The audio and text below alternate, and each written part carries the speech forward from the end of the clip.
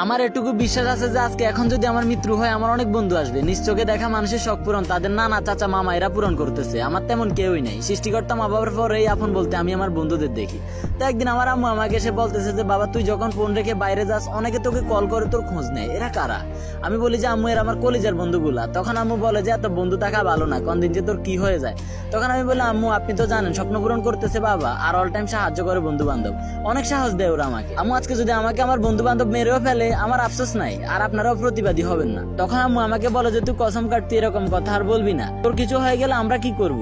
আমি বলি যে কিছু হবে না আমার, ওনার যে কসম কাটতেই হবে তো কসম কাটলাম। কিন্তু আমার গল্পে আমার বন্ধুগুলাই সেরা, অনেক বিপদ থেকে ওরাই টেনে তুলছে, আমিও জান প্রাণ ওদের জন্য, সব বিপদে হাজির থাকতে অলওয়েজ রেডি। সময়ের সাথে অনেক বন্ধু হারিয়ে গেছে, খুব মিস করি তাদের। এটুকু বলবো পরিস্থিতি যেমনই থাক বন্ধু বান্ধব ছাড়বেন না, তাদের মতো কেউই হয় না। ঝামেলা হলে নিজের ইগোটাকে সাইডে রেখে বুকে জড়িয়ে ধরবেন আর নিজের ভুল স্বীকার করবেন, দেখবেন সবকিছুই ঠিক। আজকের মতো এটুকুই।